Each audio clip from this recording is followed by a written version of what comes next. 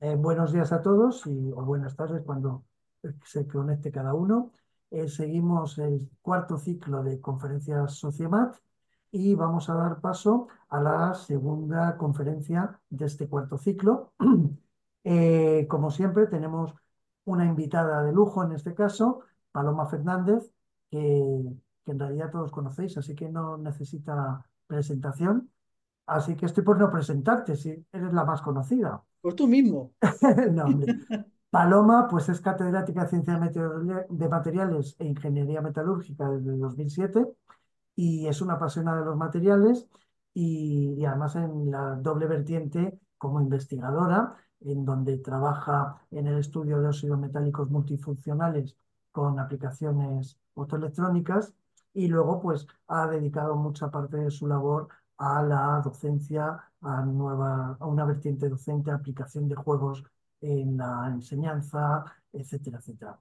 Entonces, cuando hablamos para dar esta conferencia, pues yo le pedí que si la podía enfocar más a esta vertiente de la docencia y divulgación y demás, pues sería fantástico porque es una referente, porque ya se llevó el premio Sociemat a divulgación y, como sabéis, ha sido presidenta de Sociemat y luego fue vicepresidenta y finalmente presidenta de la Federación Europea de Sociedades de Materiales, de FEMS. Así que, bueno, pues siempre ha estado ahí con nosotros y hemos aprendido mucho de ellas y ya está. Ahora te toca a ti, Paloma. Muchas gracias por aceptar la invitación y va a ser un placer oírte. Nada, muchas gracias, Rodrigo. No, para mí es un placer porque, bueno, pues Sociemat, aunque ahora no esté activamente en la Junta y todas esas cosas, pero bueno, Sociemat para mí es una parte obviamente muy importante de mi carrera y, bueno, pues yo agradezco mucho a Rodrigo que me haya invitado y, bueno, pues espero que os guste la charla. Así es un corte un poco más divertido, pues vamos a ver qué pasa, ¿no? Bueno, pues yo como pone ellos voy a contaros algunos casos de serendipia en materiales, es decir, esos descubrimientos que, bueno, pues es una idea feliz. Pues hombre, sí, es una idea feliz, pero es una idea feliz que más vale que te pille cuando estés trabajando, cuando tengas la mente bien despierta y cuando ya además tengas los conocimientos adecuados. Y nos podemos quedar con quien queramos de los tres, que vienen a decir lo mismo. Pablo Picasso, Marcel Proust o Saint-Georgi. Al final, la idea es, sí, está muy bien esto de la inspiración, está muy bien esto de la suerte, pero como el día que te venga la inspiración, tú no estés currando en el laboratorio, olvídate porque no vas a llegar a ningún sitio. La palabra esta de serendipia tiene su origen en un cuento tradicional persa que narra la historia de tres príncipes de Serendip. Serendip se supone que es la actual Sri Lanka. ¿Mm? Bueno, pues estos tres príncipes, que eran los hijos del rey Giafer, resolvían misterios. Bueno, pues se daba así mucho soporte resolviendo los misterios. Entonces, la leyenda lo que cuenta es que estaban haciendo un viaje a Kandahar, entonces iban los tres hermanos y pasaban por un camino y uno de ellos dijo, por aquí ha pasado un camello que es tuerto del ojo derecho. ¿Vale? El otro hermano se medio picó y dijo, además le falta un diente. Y el tercer hermano dijo, y no os habéis dado cuenta, pero es cojo de la pata izquierda. Bueno, ahí ya el primer hermano dijo, a ver, vas a dejar tu animal. Además, llevaba una carga de mantequilla y miel. Entonces ya dice el otro, sí, y una mujer iba montada. Y entonces ya el último dice, y la mujer estaba embarazada. Bueno, pues siguen su camino a Kandahar y al llegar a Kandahar casi los mata. Y si queréis saber por qué, pues veis la historia, ahí lo dejo, pero está muy chula. Es muy curioso. Bueno, la historia esta se recoge en un libro de poemas más o menos del siglo XIV, de principios del siglo XIV, aunque la palabra serendipity en realidad se empezó a utilizar a mitades del siglo XVIII por Horace Walpole, que la cogió directamente de una reedición de estas leyendas que yo decía del siglo XIV que se hizo en el siglo XVI. Bueno, pues entonces la palabra, bueno, estuvo en uso unos pocos años, ahí a mediados del siglo XVIII, hasta que, bueno, cayó en desuso y no fue hasta finales de los años 80 del siglo pasado cuando Royston Roberts escribió un libro que se llama, está traducido, está, por ejemplo, en español, está en Alianza Editorial, se llama Serendipia, y entonces ahí recoge este término y vuelve a recoger un montón de casos, un montón de historias en las que podía haber habido serendipia. En realidad, la mayor parte de ellas no son exactamente serendipia, sino son lo que el propio Royston Roberts llama pseudoserendipia, y que tiene bastante que ver con lo que exponía en la primera transparencia de está muy bien la suerte, pero que te pille trabajando, ¿vale? Que es un poco, vale, sí, son descubrimientos casuales, pero, a ver, no me he encontrado una moneda por la calle. O sea, yo estaba buscando algo, me he encontrado otra cosa y además he sido capaz de darme cuenta de que había encontrado otra cosa que era valiosa. Bueno, pues eso, la Real Academia simplemente recoge la parte del hallazgo valioso que se produce como de manera accidental o casual, y en general es la acepción que más se utiliza. Probablemente, y era la transparencia de la portada, probablemente uno de los casos más conocidos, el que todo el mundo siempre se le viene a la cabeza, de serendipia, es el de los POSIT. La invención de los POSIT tiene dos versiones para el inicio de la historia, tiene solamente un final. ¿M? Entonces es el que ha dado lugar a los POSIT. Una de las versiones es que a un operario de 3M estaba en la cadena de producción y se le olvidó añadir un componente a un pegamento que se supone que estaban fabricando que iba a ser un pegamento de muy alta calidad. Se le olvidó añadir un componente, pues no pegaba, claro. Pero por alguna razón, aunque era totalmente inútil, por alguna razón, bueno, pues tenían sitio en el almacén y dijeron, bueno, venga, ¿para qué lo vamos a tirar? Vamos a dejarlo aquí. Y entonces allí lo dejaron. La otra versión para el inicio, que a mí personalmente me parece más verosímil, es que un químico de 3M, que era Spencer Silver, estaba intentando fabricar un pegamento de muy alta calidad, sobre todo para aplicaciones en aeronáutica. Por alguna razón, el pegamento, la mezcla que estaban haciendo falló, y es verdad que era un pegamento de muy alta calidad en algunos aspectos, pues la composición estaba muy optimizada, transparencia, propiedades térmicas, todo lo que quisieras, pero tenía un pequeño problema, y es que no pegaba. Entonces, claro, eso para un pegamento, pues hay que reconocer que es un inconveniente. Entonces el hombre se dedicó a preguntar a sus compañeros, oye, mira, me ha pasado esto, pues, parece que a alguno le puede dar algún uso, no sé qué, pero a nadie se le ocurrió nada. Total, que lo dejaron ahí. Esto era a finales de los 60. Bueno, pues lo dejaron ahí, en el almacén, y ahí se quedó la cosa. Al cabo de los años, finales de los 70, otro ingeniero de la compañía, que es Art Fry, estaba un poco cansado de que cada vez que iba los domingos a la iglesia y ponía los papelitos para marcar qué salmo era el que tenían que cantar ese día, pues se le andaban cayendo los papelitos y no encontraba el salmo. Entonces empezaba a decir, bueno, pues joder, yo necesitaría aquí unas hojitas que pegasen muy poco, de manera que yo las pueda pegar, pero despegarlas cada domingo para cambiar de salmo. Entonces así dijo, anda, pues si teníamos en el almacén una partida de pegamento que no valía para nada, voy a probar. Entonces probó y efectivamente, pues fueron los POSIT, que al principio no quisieron comercializar, pero que al final sí han comercializado y las cifras que están manejando ahora de venta de los POSIT son brutales. ¿Mm? Bueno, hay muchos casos de serendipia de materiales que se han descubierto serendípica o pseudoserendípicamente. Pues el velcro, el nitinol, los imbares, todos estos materiales no era lo que estaban buscando otra cosa y de repente, plaf, apareció esto. Yo he seleccionado 4 del ámbito de los metales y 4 del ámbito de los polímeros. ¿Mm? Pero vamos, hay muchísimos. Pero de nuevo, eso sí, que la suerte te pille atento. Si no, no hay nada que hacer. El primero que os voy a contar se refiere a la peste del estaño. En realidad, la peste del estaño no es tanto un descubrimiento como algo que pasaba y que no sabían por qué, y que tardaron mucho en saber por qué. Eh, la leyenda atribuye la derrota de las tropas napoleónicas en Rusia a que los soldados llevaban botones que estaban hechos de estaño. Cuando el estaño bajaba a los 20 grados bajo cero que se podían estar encontrando en Rusia, pues, pues se estropeaba. En realidad se desmigajaba y los pobres se quedaban pues, con las chaquetas abiertas, que no era lo mejor para estar en esos fríos. Hay otro caso que sí también parece cierto, que es la expedición de Scott al Polo Sur. Llevaban latas de comida. De nuevo, la peste del estaño se cargó las latas y se quedaron sin comida.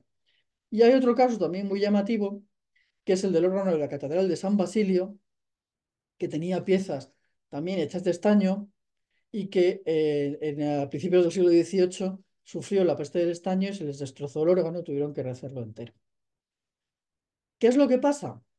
Bueno, pues lo que pasa es que cuando tenemos en el estaño lo podemos tener en dos formas alotrópicas, forma de estaño beta o forma de estaño alfa.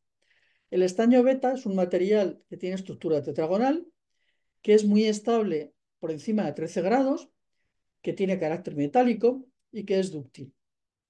El estaño alfa es una fase cúbica que es estable por debajo de 13 grados bajo cero, que no es metálico, tiene un carácter más bien semiconductor y a efectos de lo que nos importa aquí es duro y es muy frágil. ¿Y eso por qué? Pues eso porque si miráis los números, el volumen del estaño beta, el volumen de la celda del estaño beta son 59 Armstrong cúbicos y el volumen de la celda del estaño alfa son casi 200 Armstrong cúbicos. Eso quiere decir que durante el proceso de transformación se produce una expansión muy brutal. Voy a poner un vídeo, lo siento, no he podido incrustarlo como es debido, no me dejaba, no funcionaba si lo incrustaba así, entonces pues no sé qué anuncio va a salir. Va a salir un anuncio, pero luego ya sale el vídeo, ¿vale? Mira, hombre, ahora va y no sale. Trifasic Progressive, número 1 en anticaída en Francia desde hace 20 años. Frena y previene la caída con solo una aplicación a la semana. René Furteret en farmacias y para farmacias. No lo vemos, Ahora ya sí, ¿no? ¿no? ¿Ahora no lo veis? Bueno, pues luego lo enseño, no pasa nada. Ah, porque estoy compartiendo otra partida, otra pantalla. Pues espérate un momentito que, que salgo y lo comparto la otra pantalla. Bueno, a lo mejor va a ser un poco de lío, luego os lo enseño, porque si no igual le estropeo a Ana la grabación. ¿Vale? Mm. Bueno, como veis se puede ver un poquito aquí, luego si eso os lo enseño.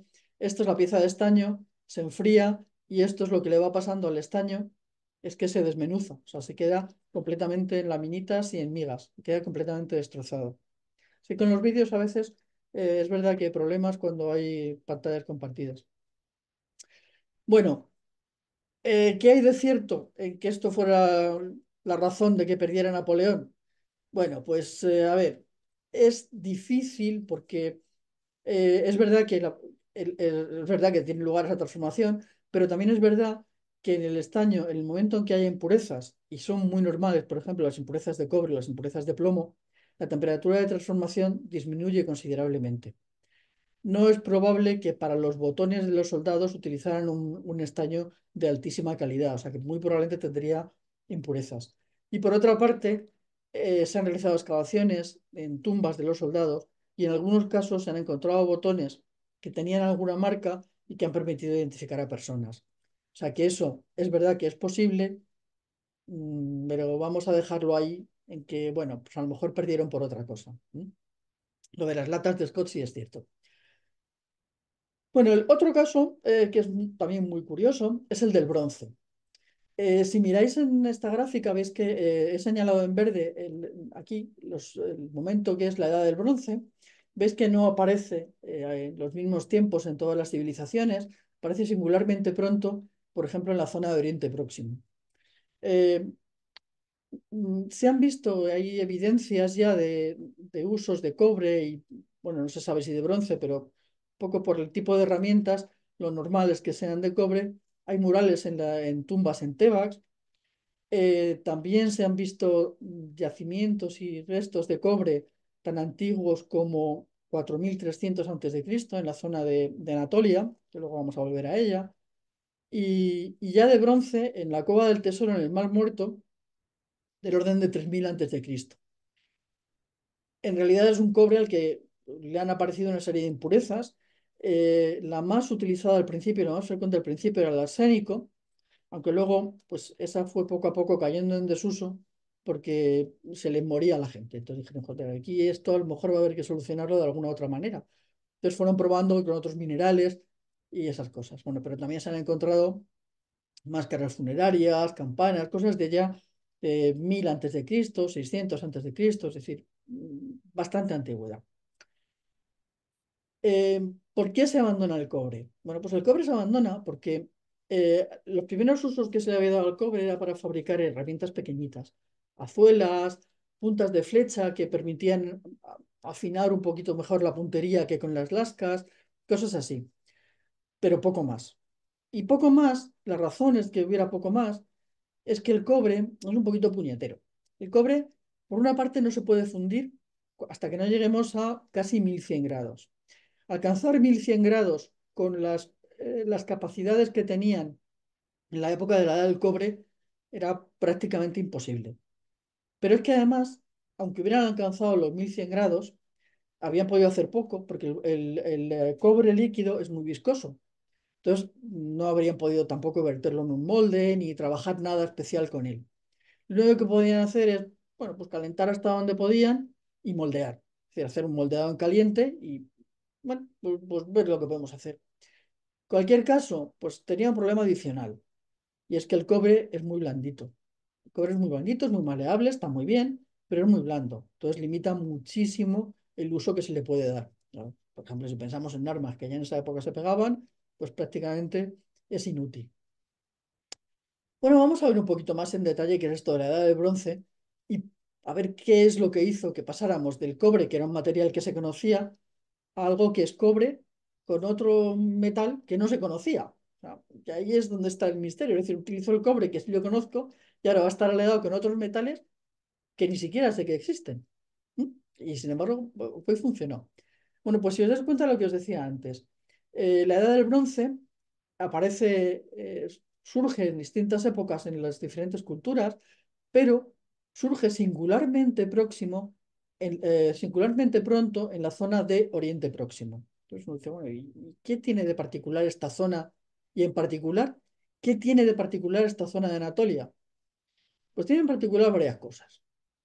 Tiene en particular que hay muchos minerales ricos en cobre. Cuando digo muchos minerales ricos en cobre, es que si no, simplemente os vais a San Google y le decís minerales de cobre, os va a aparecer una lista como de 200 y pico minerales de cobre. Pero además tiene mucha madera y tiene mucho carbón. Claro, ya esto es útil porque ya con esto pueden reducir los minerales de cobre a cobre metal. Eso ya, bueno, eso empieza a ser un buen paso. Pero es que además es una zona en la que hay muchísimo viento. ¿Eh? Por eso van los globos a la Capadocia y vuelan y hay esas cosas tan estupendas. Claro, ¿qué es lo que ocurre? Que si yo tengo mucho viento y tengo madera y tengo carbón, voy a poder conseguir hornos en los que las temperaturas que alcanzo son mucho más altas. Entonces, ahí ya estamos llegando casi a los 950 grados. Que es verdad que sigo sin poder fundir el cobre, pero también es verdad que yo no estoy partiendo de cobre, sino que estoy partiendo de minerales de cobre, de una gran variedad de minerales de cobre, que por lo tanto tienen muchísimas impurezas distintas. Y entonces, oh sorpresa, ahora sí que me encuentro con un material que tiene una temperatura de fusión mucho menor y que tiene una viscosidad que es mucho menor que o sea, que es mucho mejor que en el cobre y que permite fundirlo y moldearlo. Y eso ya es muy bueno.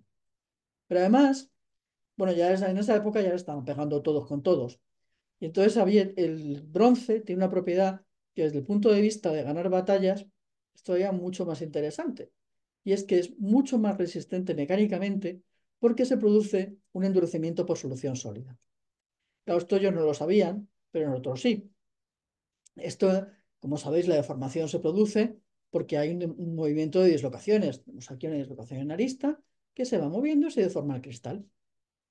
Lo que ocurre es que si yo tengo una impureza, sénico, un antimonio, lo que sea, tengo una impureza, esa impureza va a interaccionar con la dislocación y se va a producir un endurecimiento. Esa interacción va a ser distinta si la impureza es pequeña, más pequeña que la matriz o más grande que la matriz. Pero en cualquier caso va a suponer un punto de anclaje de esa dislocación y por lo tanto el material no se va a deformar iba a ser más resistente mecánicamente.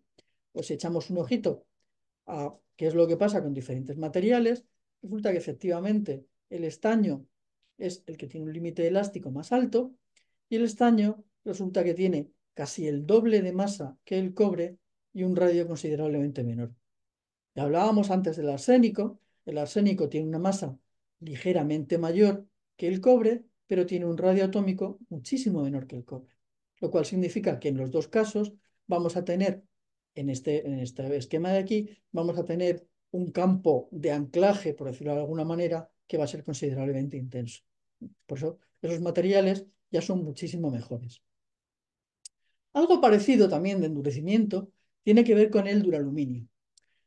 Ahora ya hemos saltado unos cuantos siglos, estamos en el siglo XX, y es cuando Inglaterra, Francia, Alemania, Rusia están empezando a crear su potencial armamentístico de verdad. Entonces, en particular, estaban buscando un material que fuera ligero, que fuera maleable, que fuera resistente a la corrosión. Entonces, pues, las mentes pensantes de los metalúrgicos dijeron, anda, aquí tenemos el aluminio. Eso está muy bien, el aluminio nos vale. Pero necesitaban también que fuera resistente mecánicamente. Y ahí ya el aluminio no vale. Entonces, bueno, pues la Jürgen Metallwerke estaba trabajando Alfred Wilm y entonces empezó a trabajar en diferentes aleaciones, con diferentes composiciones, para ver si conseguía alguna aleación con la dureza correspondiente, bueno, resistencia mecánica.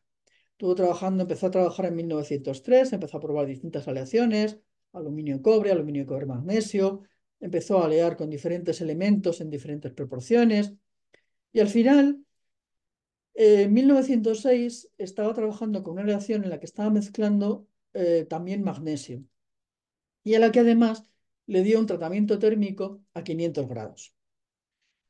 Aquello no funcionó muy bien, pero era viernes. Entonces era viernes, así que Bill lo que hizo fue apuntar muy detalladamente y con mucho cuidadito cuál era la composición de la aleación en la que estaba trabajando y se fue a su casa a pasar el fin de semana como todo hombre de bien. Volvió el lunes a trabajar y entonces lo que se encontró es que tenía una aleación que era mucho más resistente que la que él le había dejado el viernes. No lo entendió, pero bueno, lo cierto es que era así. Y no lo entendió, y además no lo entendió ni él ni nadie hasta aproximadamente 30 años después. ¿Qué pasó 30 años después? Bueno, 30 años después lo primero que pasó es que se habían desarrollado ya buenas técnicas de microscopía óptica que permitían mejores resoluciones y que por lo tanto permitían entender qué es lo que pasaba a nivel de la microestructura de eso que se estaba formando. Pero además pasaron más cosas. Pasó que en el año 34, o sea, 28 años después, Orowan y Polanyi y Taylor, que siempre se nos olvida, inventaron, y además literalmente, inventaron la dislocación minerista. Estaban haciendo experimentos, hay mucha gente haciendo experimentos sobre resistencia de materiales y lo que habían visto y sobre propiedades de resistencia mecánica, y habían visto que había materiales en los que las cuentas no cuadraban, que ellos hacían las cuentas con lo que se sabía entonces y los materiales eran mucho más resistentes de lo que preveían. Entonces, Orban, Polanyi y Taylor dijeron, a ver, si creáramos un ente matemático que tuviera estas propiedades y que tuviera este campo elástico, ¿qué pasaría? Bueno, pues hicieron sus cuentas, lo cual a la altura del año 30 tiene mucho mérito, hicieron sus cuentas y resulta que efectivamente, colocando los campos elásticos de una dislocación en arista, efectivamente se acercaban muchísimo a los números que estaban obteniendo experimentalmente. Pasó además otra cosa. La otra cosa que pasó es que Guinea y Preston, muy poquitos años después, propusieron que en las aleaciones de aluminio y cobre se podía formar una fase que era muy rica en cobre y que se formaba espontáneamente, simplemente dejando transcurrir el tiempo, es decir, un envejecimiento. Y lo que decían es que la presencia de esos precipitados podría traducirse en deformaciones de la red, compresiones o tracciones en función de que la impureza fuera mayor o menor, y bueno, eso podría ser causante de este endurecimiento que se había observado. Pero ahora teníamos una ventaja, y es que a la altura del año 37 teníamos ya bien desarrolladas tenían ya bien desarrolladas las técnicas de difracción de rayos X, y por lo tanto, ahora ya sí podían ver si efectivamente estaban ocurriendo esas tensiones y por tanto esas deformaciones de la matriz. Se fueron a los rayos X y tenían esas deformaciones. ¿Qué es lo que está pasando entonces? Pues ahora vamos a juntar las dos cosas. Y lo que está pasando es que los precipitados crean un campo de tensiones, las dislocaciones crean un campo de tensiones. Si esos campos de tensiones son de signo contrario, ¿qué es lo que va a pasar? Que vamos a tener una atracción y por lo tanto va a tener un anclaje. ¿Cómo se consigue que sean de signo contrario? Muy fácil. Si las impurezas son más gordas que la matriz, se van a colocar en la parte de abajo de la dislocación. Si las impurezas son más pequeñas que los átomos de la matriz, tenderán a colocarse en la parte de arriba de la dislocación. En cualquier caso, vamos a tener un campo de un signo asociado a la impureza y un campo de signo contrario asociado a la dislocación. Y por lo tanto, se van a atraer y se va a producir el anclaje. Entonces se produce el endurecimiento. Bueno, como ahora ya sabemos más cosas, nos vamos a la aleación y vamos a ver qué es lo que estaba haciendo Wilm cuando estaba trabajando. Este es el diagrama de la aleación aluminio-cobre, que bueno, es un poquito complicado, pero a nosotros solo nos importa este trocito, que era donde estaba trabajando. Y en particular nos importa esta aleación, que es con la que estaba trabajando Wilm. Una aleación que está por debajo del 5,7% en masa de cobre, básicamente aluminio. Y ahí vemos que hay dos fases, que son la fase capa y la fase teta, parte de la fase líquida. ¿Qué es lo que ocurre si vemos el diagrama de fases? Tenemos esta fase líquida, pasamos por una zona de coexistencia fase capa líquido, pasamos a fase capa, pero si seguimos enfriando, y ojo, que aquí están los 500 grados de Wilm, si seguimos enfriando, pasamos a tener una coexistencia de fases capa y teta.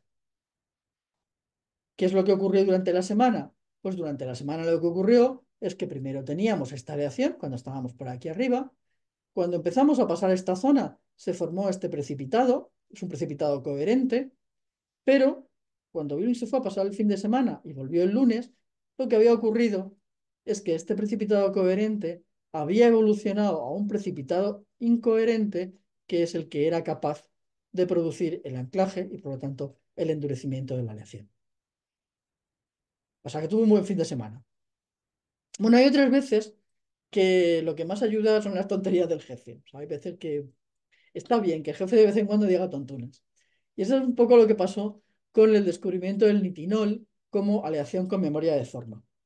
Estábamos a principios, bueno, mediados del siglo XX, y es cuando está empezando a desarrollarse la carrera espacial más en serio, se necesitan motores de altas prestaciones, se necesitan buenas aleaciones ligeras para conseguir una mejor eficiencia en estos motores.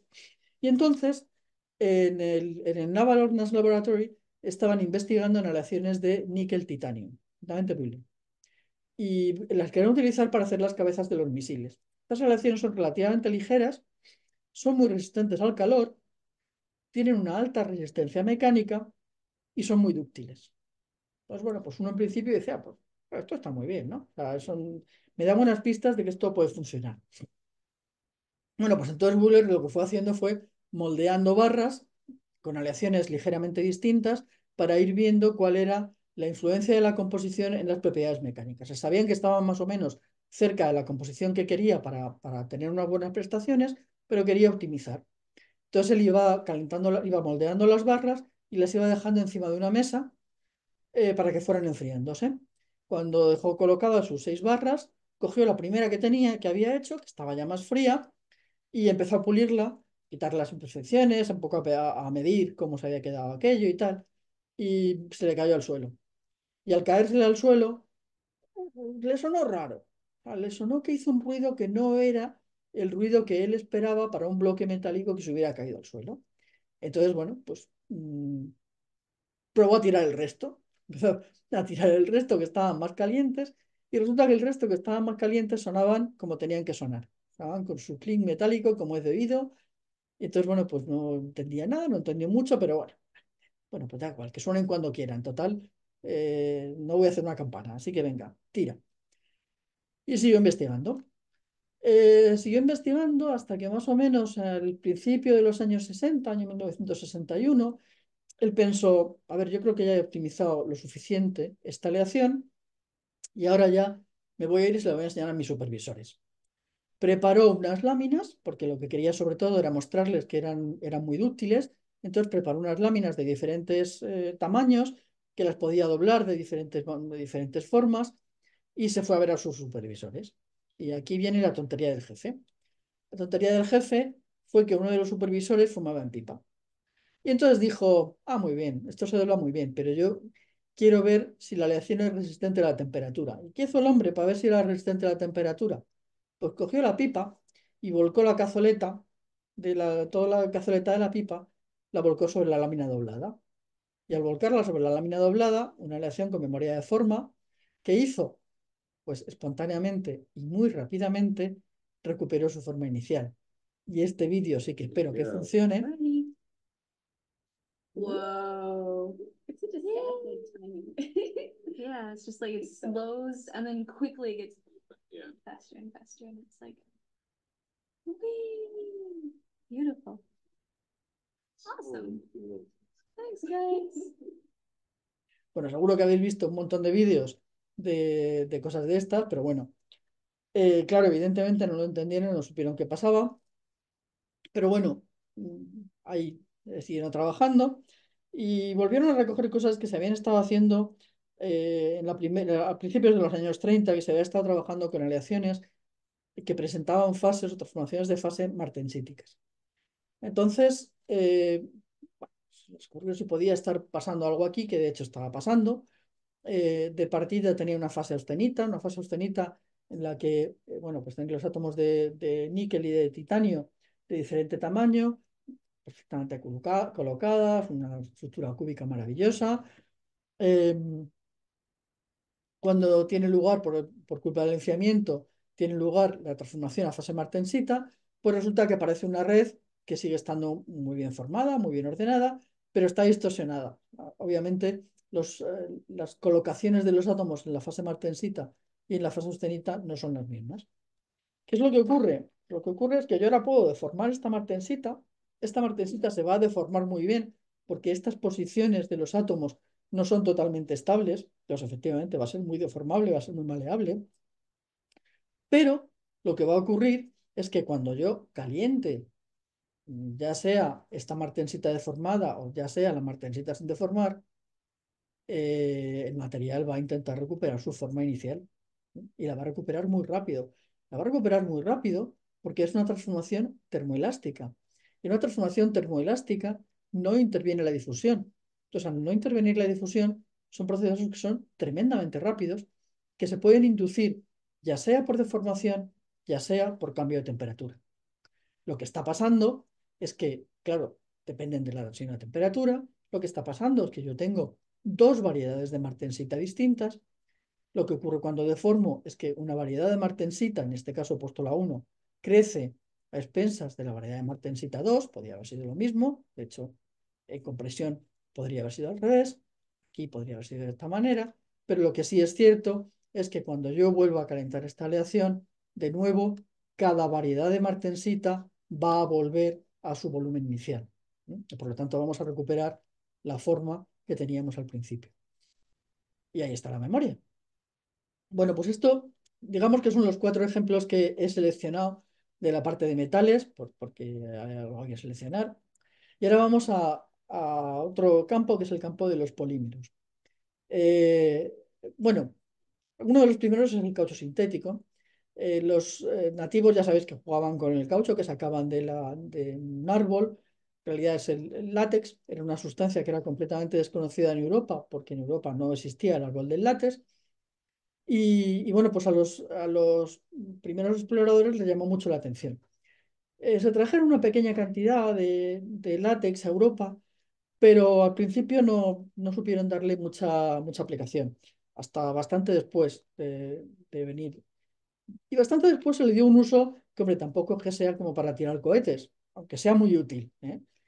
Y fue Joseph Priestley el que descubrió el oxígeno, pues se le ocurrió, supongo que tendría un trozo de látex a mano, y se dio cuenta que borraba las marcas del lápiz. De eso de hecho, ese es el origen, se supone, que es el origen del nombre de la goma en inglés, de rubber, de rabout. Ya más tarde, Macintosh juntó dos piezas de tela con caucho caliente y al enfriarse el caucho mantenía las piezas unidas y resulta que eran muy impermeables. Entonces, bueno, fabricaron los impermeables, los primeros impermeables, que todavía se fabrican los Macintosh, aunque ya un poquito mejor, y también se fabricaron botas, zapatos, pero estos tenían un problema, y es que con el calor se volvían muy blandos y con el frío se volvían muy rígidos. En el impermeable a lo mejor no es tan crítico, porque no, si hace calor no lo vas a llevar puesto, no hay problema, pero claro, los zapatos sí que es un poco más crítico, ¿no? Entonces, bueno, pues no se le dio mucho uso. Sí, una temporada, entonces aparece Charles Goodyear. Goodyear es un tipo curioso, es el que inventó o descubrió la vulcanización del caucho, que es lo que consigue que el caucho mantenga sus propiedades de elasticidad a muy diferentes temperaturas. Y como os decía, es un tipo curioso. Es un tipo curioso porque él estaba convencido de que lo que iba a encontrar era un caucho sintético, que es lo que se estaba buscando, que mantuviera sus propiedades a todas las temperaturas. Y entonces, esto era un poco obsesivo y se dedicó, vamos, de nuevo, casi compulsivamente, se dedicó a buscar ese caucho sintético. Se arruinó varias veces, enfermó, estuvo en la cárcel, salió de la cárcel, se volvió a arruinar, de todo. Uno de los desastres más sonados que tuvo Goodyear fue que decidió enviar unos paquetes postales a una dependencia del gobierno y dijo, bueno, para que sean impermeables y no sufran durante el transporte, los voy a impregnar de un caucho que estaba fabricando en ese momento. ¿Qué pasó? Pues que de repente hizo mucho calor y ni siquiera pudieron llegar a salir de la fábrica porque la capa de caucho se derritió y los paquetes estaban pegajosos. Entonces directamente no podían ni siquiera manejarlos para mandarlos a donde tenían que ir.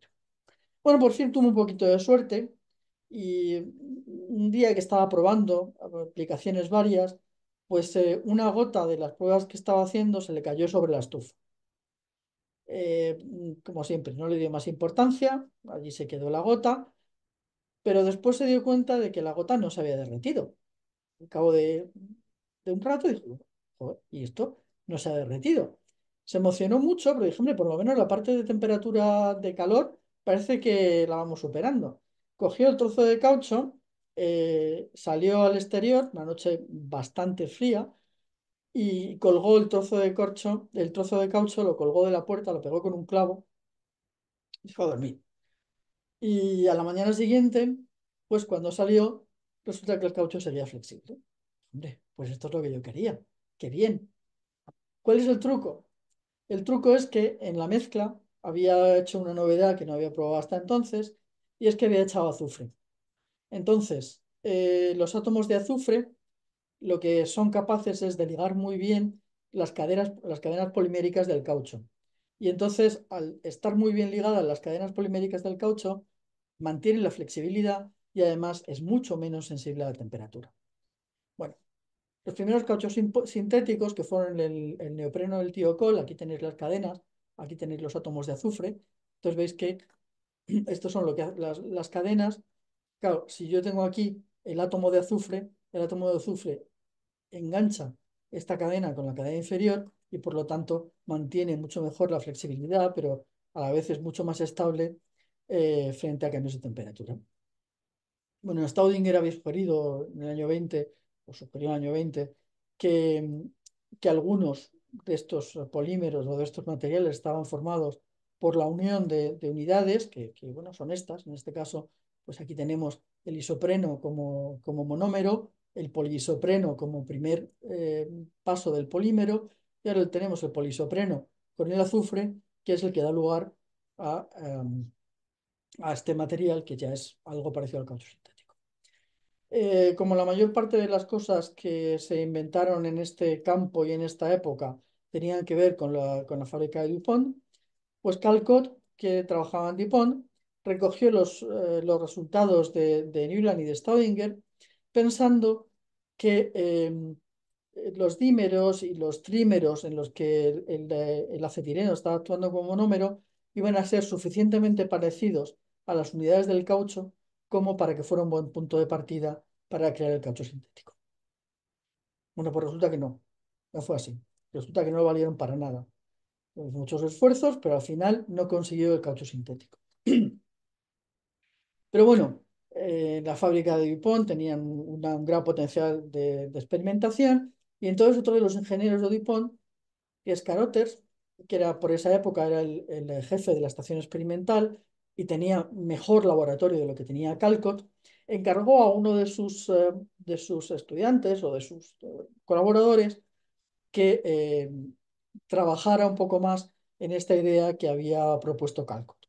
Entonces Collins separó una sustancia, esa sustancia parecía que no derivaba del acetileno, pero no la tiró. Aquí siempre estamos lo mismo, vamos a aprovechar un poco el síndrome de Diógenes, siempre aprovechamos todo lo que haya.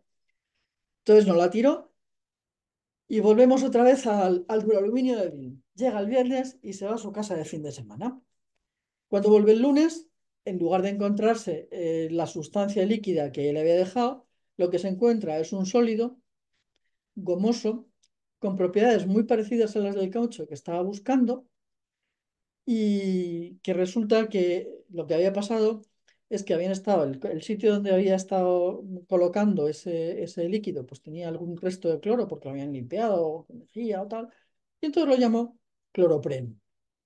Bueno, ¿qué es lo que había pasado? Pues lo que había pasado es que el cloro había sido responsable de una catalización espontánea que había tenido lugar durante el fin de semana.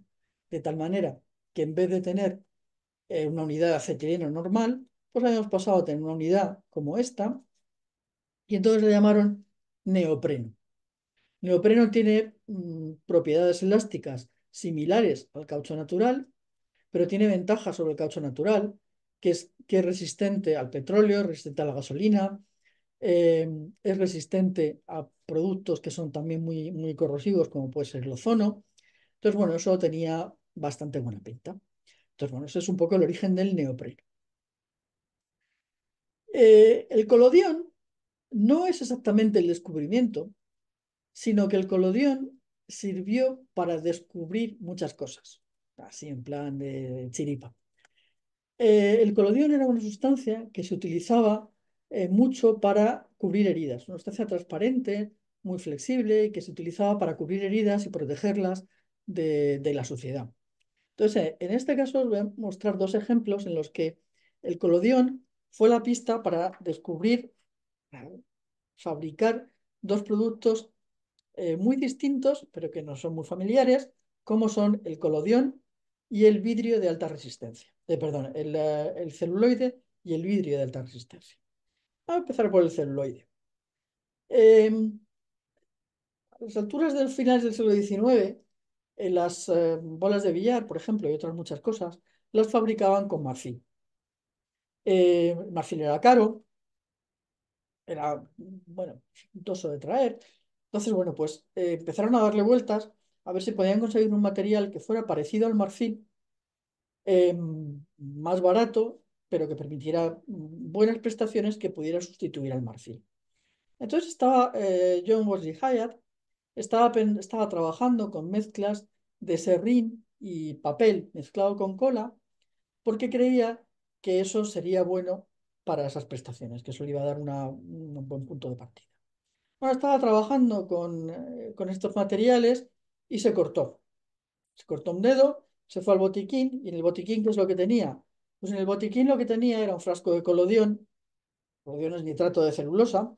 Lo que tenía es un frasco de colodión, que es lo que él quería para taparse la herida y que no se le siguiera manchando y estropeando por culpa de lo que estaba trabajando. Entonces, bueno, resulta que se le volcó el frasco, como os decía, se volcó el frasco de colodión y se formó una capa en la estantería, una capa de nitrocelulosa, que dijo, bueno, pues a lo mejor resulta que esto, en vez de utilizar la cola como aglutinante, puedo utilizar esta capa de nitrocelulosa para utilizar como aglutinante, es decir, seguir utilizando el serrín, el papel y como aglutinante utilizar la nitrocelulosa. Bueno, pues esto es el celuloide. ¿Funcionó? Funcionó muy bien. Es un material que da muy buen resultado. ¿Qué problema tiene? Que a veces explota. Eso puede tener una cierta dificultad. Si estás jugando al billar y de repente te explota la bola, pues a lo mejor mucha gracia no te hace. Entonces, bueno, pues eso hizo que en ese momento, aunque la aplicación para la que se estaba pensando eran las bolas de billar, pues no se utilizara mucho. Pero sin embargo, poco a poco se vio que el celuloide iba a ser útil para otros muchos usos, desde las películas de film, de celuloide, de películas de fotografía o de cine, hasta un montón de usos que se le ha dado en la actualidad y todavía se utilizan el celuloide. El otro ejemplo curioso, y también algo parecido, es el del cristal laminado, el cristal de seguridad. En este caso, bueno, es un poquitín más tarde, es 30 y tantos años más tarde, y era un francés que era Edouard Benedictus, que estaba trabajando con soluciones de celuloide, ahora ya el celuloide está inventado, estaba trabajando con soluciones de celuloide. Y entonces tenía una solución de celuloide, la tenía puesta en un frasco de cristal, en un matraz, que, bueno, pues tenía restos de alguna otra cosa. El frasco se le cayó, era mucho torpe, como veis aquí al principio, el frasco se le cayó y lo que le llamó la atención es que efectivamente el cristal se rompió, no era menos, pero no salieron los cristales disparados, no salieron 200.000 miguitas de cristal por allí eh, separadas, sino que se quedó el cristal roto, se quedó agrietado, pero todas las piezas de cristal se quedaron bien juntas.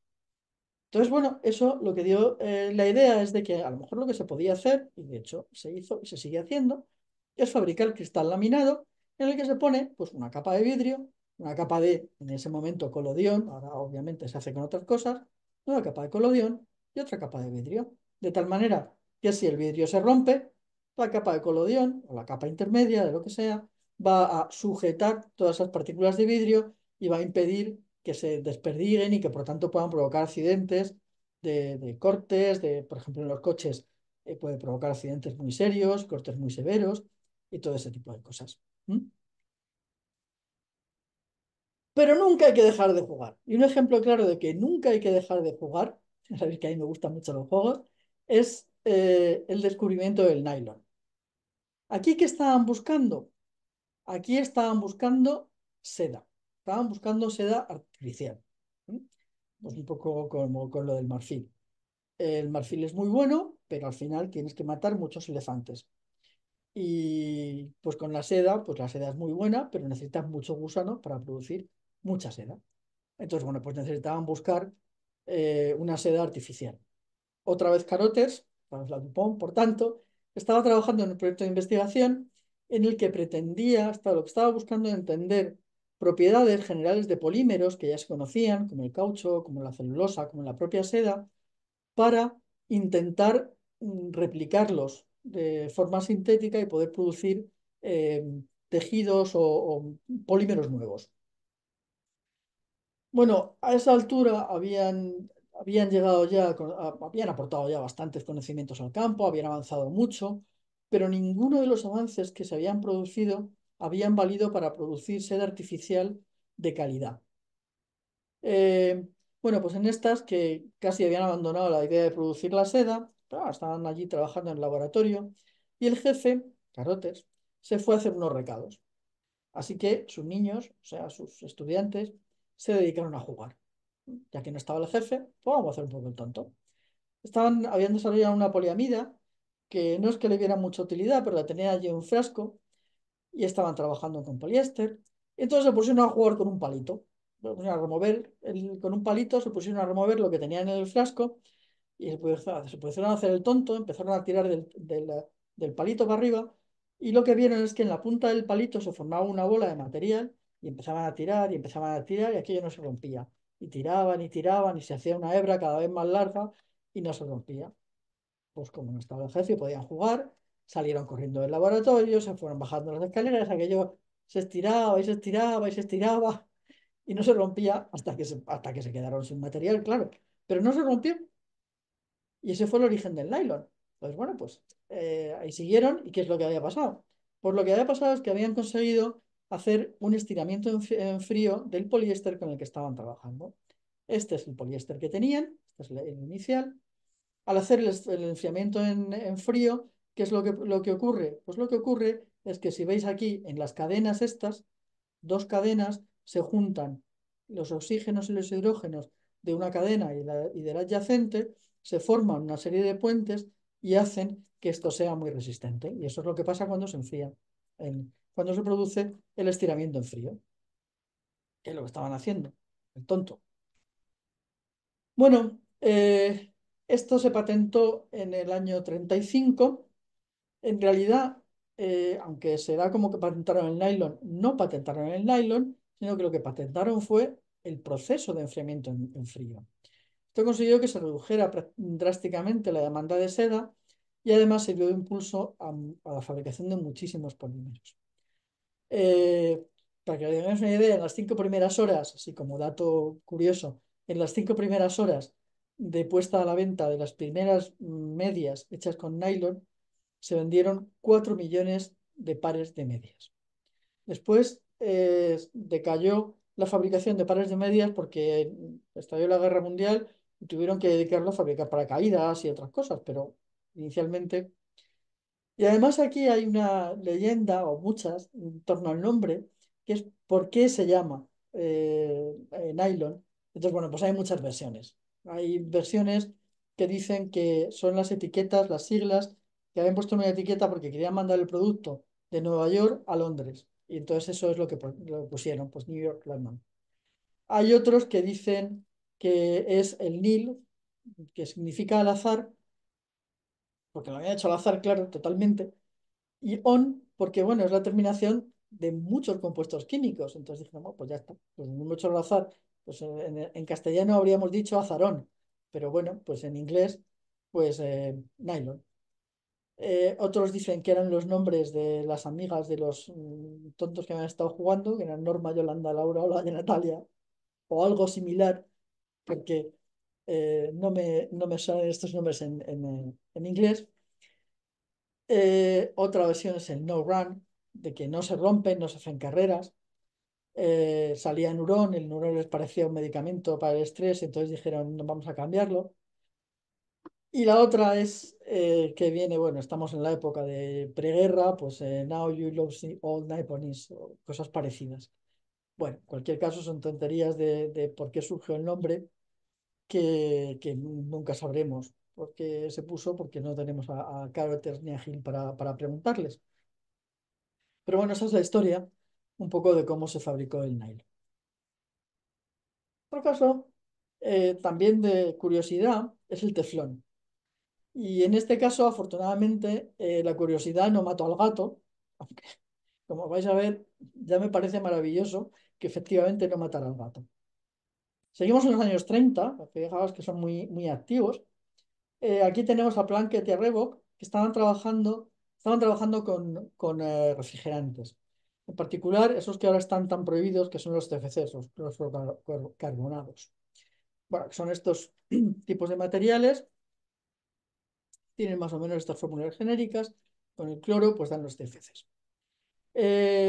Estaba Plunkett, Jack Reebok, que era el técnico de laboratorio, estaba Plunkett haciendo un experimento, entonces vieron que al abrir el tanque no salió gas. El manómetro marcaba que no había presión, estaba a cero. La primera idea que les dio fue pesar el tanque. Al pesar el tanque estaba lleno, la indicación. Entonces, lo primero que se les ocurrió, con bastante buen criterio, fue comprobar la válvula del tanque. Dijeron, no, pues la válvula está bien. Bueno, pues la válvula está bien, el tanque tiene que estar lleno, porque pesa lo mismo que un tanque lleno, luego tiene que estar lleno, no puede estar vacío. Y entonces aquí ya, yo creo que con un poquito peor criterio, porque no sabían lo que iba a pasar, lo que se les ocurrió fue cerrar el tanque. Y aquí decía yo lo de que la curiosidad mató al gato. Efectivamente cerraron el tanque y menos mal que había aparecido el teflón. Se había formado sobre la pared del tanque, efectivamente ya no había gases, ¿verdad? Estaba vacío. Y pues seguía pesando lo mismo porque lo que había pasado es que se había formado sobre la pared del tanque, se había formado un sólido blanco, así con aspecto cerúleo. Y afortunadamente, pues no estalló, no se intoxicaron, no inhalaron una bestialada de gas malísimo, en fin, todas estas cosas. ¿Qué es lo que había pasado? Pues lo que había pasado es que el tetrafluoroetileno, que era el gas que tenían en el tanque, que es lo que querían utilizar para fabricar los CFCs, había reaccionado con el hierro del tanque, no había reaccionado, el hierro del tanque había actuado de catalizador y se había producido una polimerización. Y entonces se había fabricado o había aparecido el politetrafluoroetileno, o sea, el PTFE. Bueno, pues afortunadamente no les estalló en las narices y además descubrieron un material que es prácticamente inerte, porque los átomos de flúor actúan como protectores de la cadena carbonada, entonces impiden que la cadena se rompa ni reaccione con otros compuestos, con lo cual es muy inerte. Tiene un coeficiente de rozamiento muy bajo, decíamos, es una cosa con un aspecto cerúleo, o sea, tiene un comportamiento eh, antiadherente muy bueno, es impermeable, pero además es impermeable manteniendo sus propiedades. Aunque se moje, aguanta bastante. No solamente sí es muy flexible, es un aislante eléctrico, es fotorresistente y además tiene un rango de trabajo en cuanto a temperaturas tan amplio como desde -270 grados a 270 grados. Claro, esto es un material que es muy bueno, por eso ahora el teflón lo utilizamos en todo. Lo digo en todo es desde las sartenes hasta montones de piezas de fontanería, de piezas de equipo, eh, pues la cinta aislante que conocemos de teflón, pero también en montones de dispositivos médicos, válvulas cardíacas, es un montón de materiales que de otra manera no había que hacerlos en metal y que no tienen tantas ventajas. Bueno, pues como veis, efectivamente, a lo largo de la historia ha habido muchísimos materiales que se han descubierto de chiripa, pero que la suerte te pilla atento y te pilla en el laboratorio, o de fin de semana, pero volviendo, porque si no, no vas a conseguir nada. Y bueno, pues yo recomiendo, si os parecen interesantes estas cosas, recomiendo que echéis un ojo a estos libros. Hay muchos más, pero bueno, eh, es el de Serendipia de Royston Roberts, por supuesto. Hay otro libro de, muchos conocéis, a David Morris, ¿no? Que también cuenta un montón de ejemplos de materiales que se han descubierto por casualidad. Es muy interesante el libro de Hummel, de Understanding Material Science, porque da una visión en la que explica algunas cositas sí que, pues como yo en algunas cosas yo os he dado un punto de por qué está pasando esto, pero da una visión con una perspectiva histórica muy interesante de cómo han ido evolucionando las cosas, cómo han aparecido los materiales, cómo se han utilizado. Y hay otro libro también muy curioso que dice, es el de 50 materiales que hicieron el mundo, algunos de los cuales han aparecido hoy aquí y son materiales que se han descubierto más o menos serendípicamente y que ya os digo que os recomiendo porque son libros muy interesantes y muchísimas gracias por vuestra atención. Espero que os haya parecido razonablemente interesante y nada, me alegro mucho de haber compartido este ratito con vosotros. Bueno, pues muchas gracias, Paloma, aunque te has pasado de tiempo, pero bueno, ha sido muy No tanto, interesante ¿eh? y muy Bueno, es que ameno. tampoco me habéis dicho cuánto tiempo tenía. Lo había hecho para 45 50 Pues has minutos. estado una hora, baja. Bueno, pues nada, gracias y efectivamente muy interesante el tema. Y no sé si alguien tiene alguna cuestión que plantear o alguna pregunta, pues que hable. Pues si no, que calle para siempre. Oye, ¿has encontrado algún ejemplo en cerámica?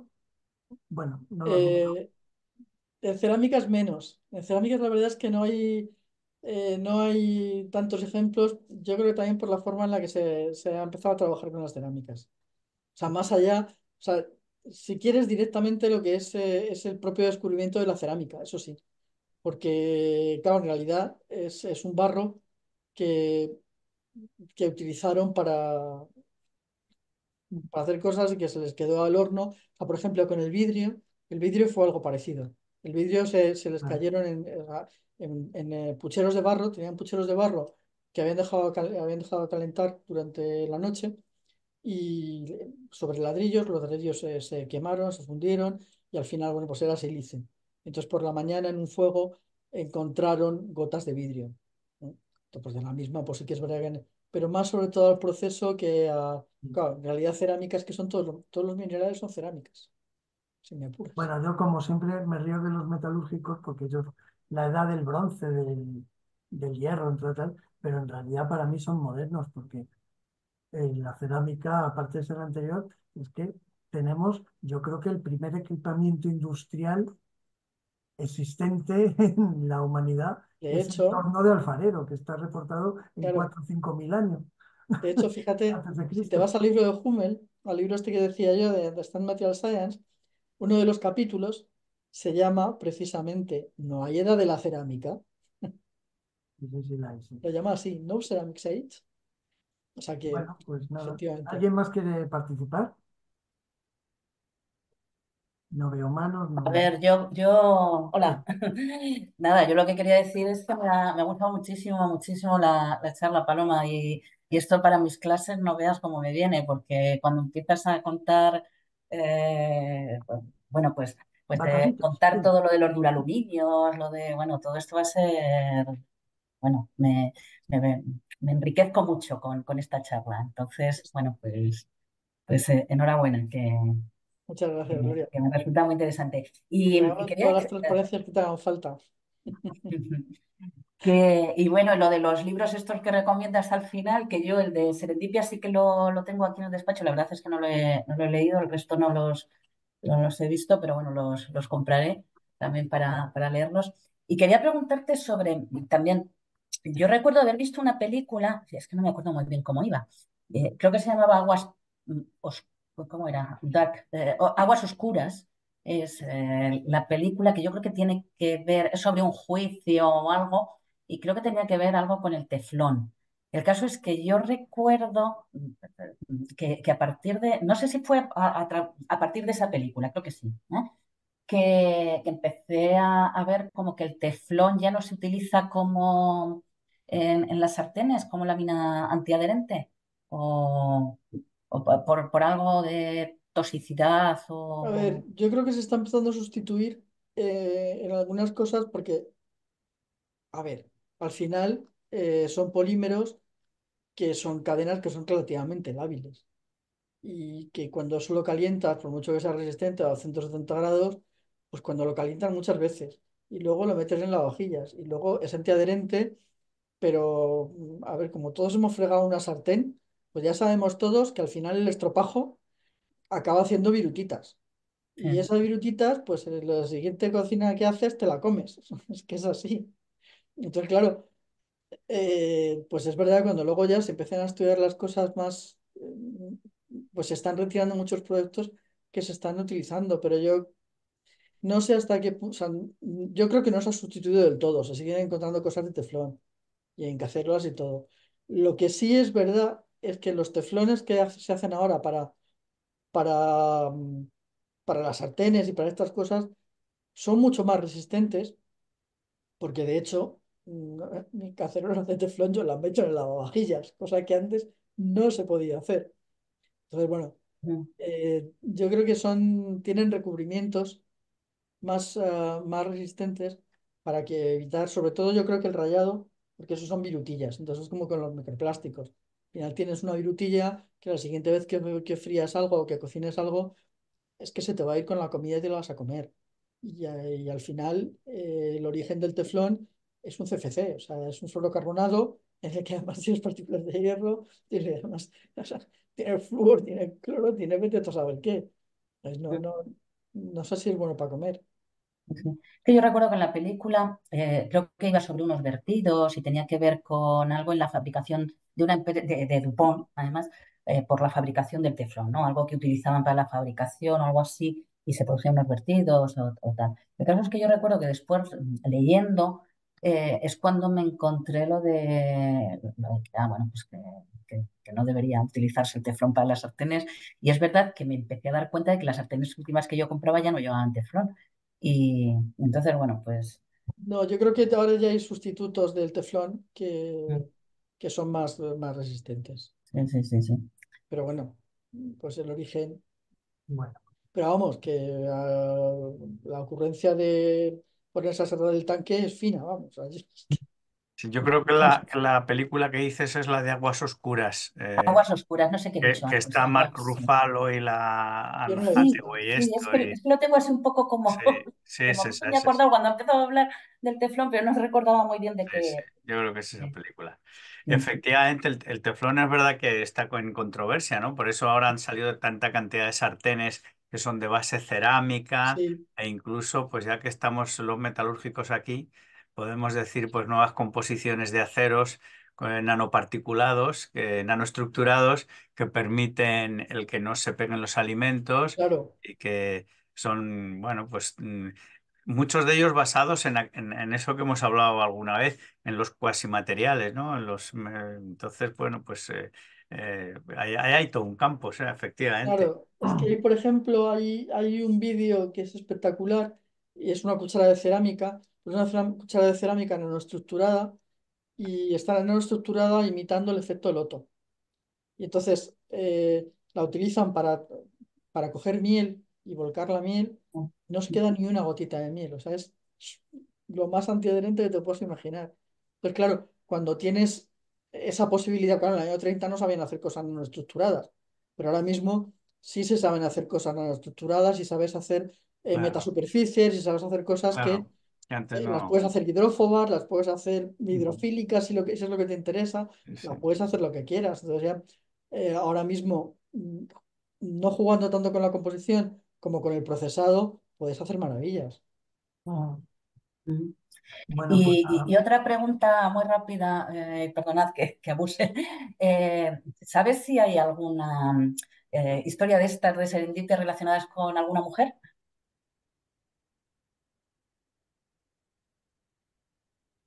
Pues no he encontrado ninguna. No has encontrado nada, ¿no? Pero a ver, ten en cuenta una cosa. Date cuenta que la mayor parte de las cosas, casi todo está acabando en los años 50, todas estas cosas. Entonces, eh, quizá habría que irse a buscar algunas más recientes, porque si no, pero mira, voy a echar Lo un del vistazo. Kevlar, estoy pensando yo ahora mismo, lo del Kevlar no fue también así un poco El serendipia. Kevlar fue una mujer. Y fue una mujer, por eso. El Kevlar es una Eh, mujer. y fue algo también que le Sí, iban a descartar el material y efectivamente, no sé Ah, qué. Sí, sí. efectivamente. El Kevlar es una mujer. Sí, esa te la bueno, puedo buscar si quieres, la historia del Kevlar. bueno, voy a cortar porque estáis ahí entre las dos. Así que, Perdonad, perdonad. ¿alguien más tiene algo que decir? Bueno, pues si no, es verdad que se ha alargado. Muchísimas gracias de nuevo, Paloma, ha sido muy interesante. Te agradezco que hayas aceptado la invitación a participar. Os invito a todos dentro de 3 semanas al siguiente seminario, que lo dará Rosalía Serna, que nos hablará de la luz, iluminó las nanoestructuras, nació la nanofotónica y vio que podía ser sostenible. Nos ha salido por ética hoy. Así que os reemplazo al 20 de marzo a la misma hora, a las 12 y muchas gracias a todos por la atención. Nada, muchísimas gracias a Placer vosotros. veros a todos. Un abrazo. Venga, un abrazo. Gracias. Chao, chao. Adiós.